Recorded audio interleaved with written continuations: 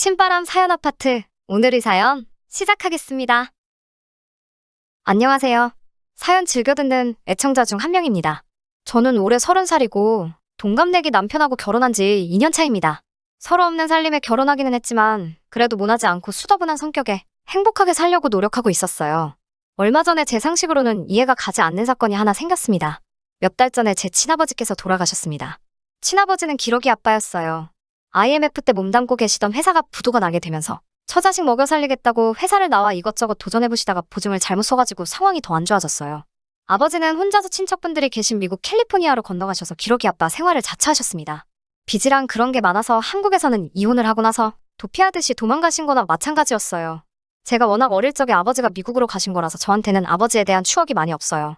기러기 생활 청산하시고 한국으로 돌아오신 지도 벌써 8년이나 되었지만 이미 옛저녁에 저희 가족들은 뿔뿔이 흩어진 상황이었습니다. 아버지가 미국에서 혼자 생활하시는 동안 저희 어머니께서 새 살림을 차리게 되었거든요. 어디 남들한테 자랑할 만큼 떳떳한 일은 아니지만 어머니도 한국에서 혼자서 많이 외롭고 힘드셨나 봐요. 아버지가 보내주는 돈이 그렇게 많은 편도 아니었고 그 돈으로 언니랑 저 2명 교육시키면서 생활하기도 빠듯했다고 들었어요. 아버지도 어머니를 따로 원망하지는 않으셨습니다. 원망하지 않으셨다기보단 어쩔 수 없다는 마음이 더 컸던 것 같아요. 제 언니는 어머니를 엄청 원망했어요. 저와는 다르게 언니는 아버지와 추억이 많아 아버지와 애틋했거든요. 언니는 그렇게 혼자 비행기에 올라 아버지 쪽으로 갔고 저는 어머니와 같이 살기로 했습니다. 사실 저한테는 저를 낳아주신 생부이긴 하지만 저는 아버지와 보낸 세월이 거의 없는 거나 마찬가지였기 때문에 어머니와 같이 사는 걸 선택했습니다. 저는 누가 나쁘고 누가 더 잘못했고 그렇게 생각하지 않아요. 아무튼 그런 친아버지는 제 언니와 함께 미국에서 같이 새로운 삶을 시작하셨고 언니가 대학교를 졸업하게 되고 한국으로 돌아오시게 되었습니다. 언니는 어머니에게는 따로 연락을 하지 않았지만 저와는 아무런 문제가 없었기 때문에 자주 연락을 주고받는 사이였어요.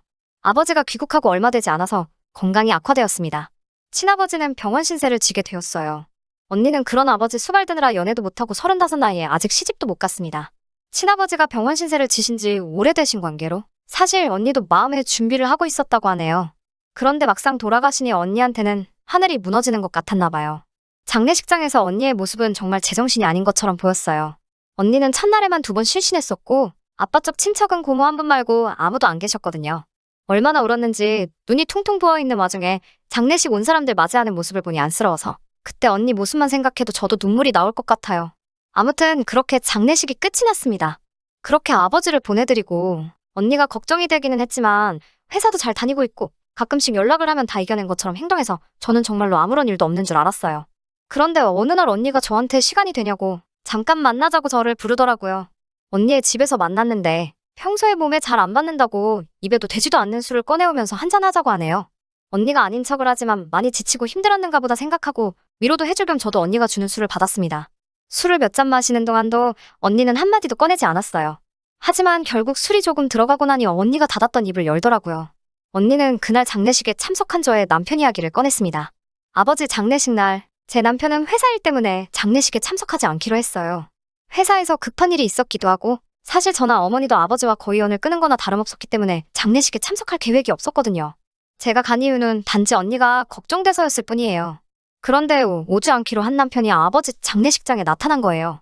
못 올 만한 상황에 참석했다는 걸로 칭찬을 해주고 싶지만 그럴 수 없었어요. 솔직히 조금 어이가 없었죠. 남편은 주말에 출근할 때 입은 등산복 차림 그대로 장례식장에 왔기 때문이에요. 그래도 제 친아버지 장례식인데 그래도 제 남편이라는 놈이 등산복을 입고 친아버지 장례식장에 등장을 했으니 남보는 눈 때문에라도 화가 머리끝까지 나더라고요. 그래서 와준 건 고맙지만 옷이 그게 뭐냐고 어차피 올 거였으면 집이 먼 것도 아닌데 옷이라도 갈아입고 오지 그랬냐고 잔소리를 했더니 남편이 자초지종을 설명해 주더라고요. 주말에 출근한 것도 억울한데 직장 상사가 자기를 잡아놓고 집에 보내주지 않으려고 해서 도망 나올 생각에 저희 아버지 장례식 이야기를 핑곗거리로 꺼냈다고 하네요. 이렇게라도 도망 나오지 않았으면 직장 상사하고 밤새 둘이서 술까지 마실 뻔했다고 미안하다고 사과를 하네요. 집에 일찍 가기 위해서 돌아가신 우리 아버지 팔아먹은 것도 어이가 없었는데 더 어이가 없는 건 장례식장에 그 직장 상사를 같이 데리고 왔더라고요. 직장 상사도 집에서 입는 것처럼 편하게 입고 온 건 말할 것도 없고요. 직장 상사가 남편이 도망가려고 거짓말을 한 건지 의심을 해서 어쩔 수 없이 데려왔다고 하는데 참 어이가 없었습니다. 더 화가 나는 것은 그 직장 상사가 그날 꼭 남편하고 술을 먹었어야 했는지 장례식장에서 육개장 떠다 놓고 그걸 안주 삼아 남편하고 둘이서 술을 아주 고주망태가 될 때까지 마셨다는 사실이에요. 사실 그것 때문에도 남편하고 한참 동안 냉전 상태로 있었는데 언니가 전해주는 말에 저는 남아있던 어이까지 상실하게 되었습니다. 언니가 제게 전해준 말은 정말 끔찍했습니다. 여태까지의 행동만 봐도 남편의 직장 상사가 제정신이 아닌 사람이란 걸 충분히 이해하겠는데 이혼까지 당했다는 말이 이해가 될 정도로 경우 없는 사람이었습니다. 장례식장에서 실신할 때까지 울고 있던 저희 언니한테 그 슬퍼 보이는 모습에 첫눈에 반했다고 하네요.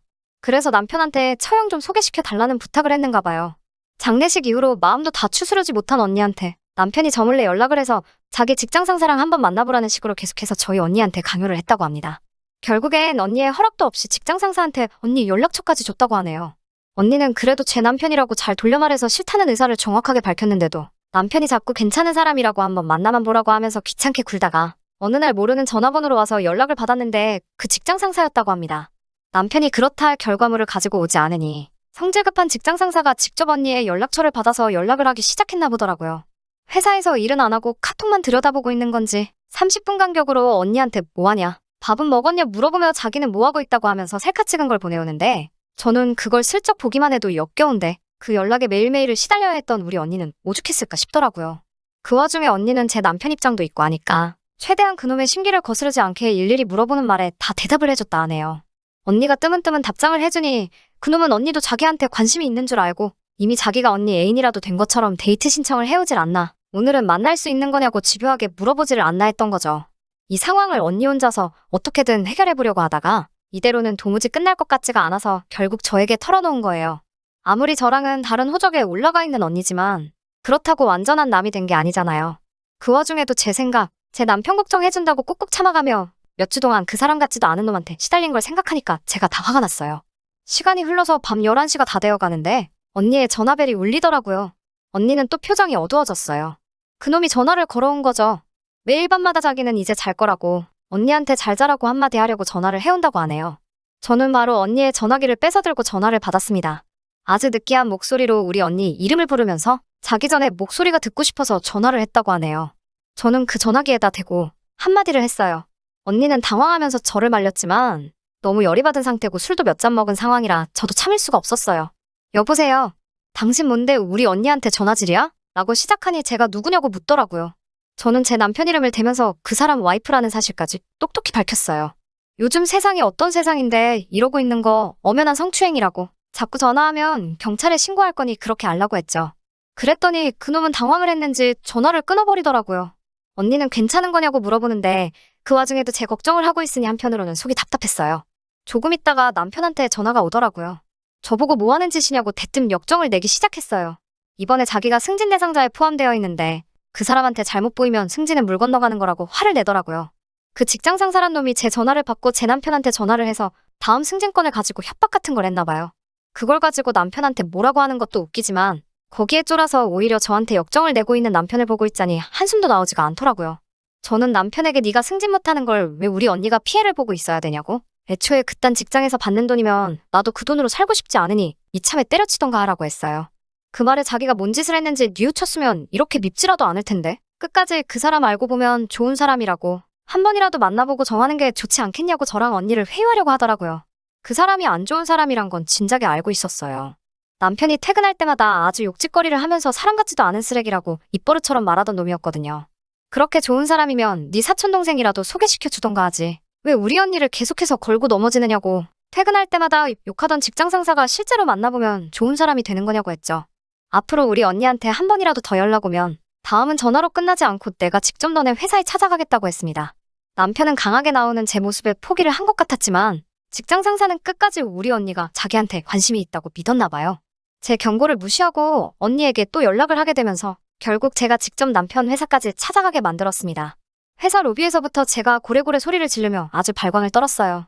결국 남편의 직장 상사는 결국 이 사실이 회사에 소문이 나게 되면서 인사위원회가 열려 지방으로 좌천을 당했다고 하네요. 명목상 승진이기라고는 하지만 지방으로 내려가면 회사에서 진행하는 프로젝트에서 자동적으로 제외가 되는 것이기 때문에 인센티브도 없어지고 사내에서 인맥도 중요한데 지방 발령을 받으면 그 인맥도 쌓을 길이 없어져서 자연스럽게 도태가 된다고 하네요. 결국 회사에서 쫓겨나게 될 사람이 스스로 사표를 쓸 때까지 귀양 보내는 식으로 있는 이름만 있는 자리라고 합니다. 언니는 괜히 자기 때문에 제가 이혼이라는 결정을 내리게 되면 미안해서라도 앞으로 제 얼굴을 못 볼 것 같다고 말해서 아직까진 남편을 데리고 살고는 있습니다. 하지만 결국에는 이혼할 것 같아요. 자기 주장도 똑바로 못하고 직장 상사 눈치나 살살 보면서 똥오줌 못 가리고 끝까지 절절매는 모습에 당연히 그럴 일이 생길 일은 절대 없겠지만 혹시라도 회사에서 승진을 이유로 저랑 이혼하라고 하면 이혼도 불사하지 않겠나라는 생각도 들었어요. 남자다움이라고는 하나도 없고 줏대도 없는 사람을 남편이라고 떠받들어 사느니 저도 차라리 평생을 혼자 사는 게 마음이 편할 거라는 생각이 들고요. 우리 언니 없는 형편의 아버지랑 미국에서도 고생만 하다 왔고 한참 젊고 예쁠 때도 아버지 병수발과 일만 해가며 살아왔습니다. 이런 우리 언니 그딴 놈 말고 좋은 사람 만날 수 있기를 기도하면서 제 사연은 여기서 이만 마무리 짓도록 할게요. 끝까지 들어주셔서 감사합니다. 끝까지 들어주셔서 감사합니다. 오늘의 사연은 여기까지입니다. 구독과 좋아요, 알람 설정 부탁드리고 더 좋은 사연으로 다시 찾아뵙겠습니다. 감사합니다.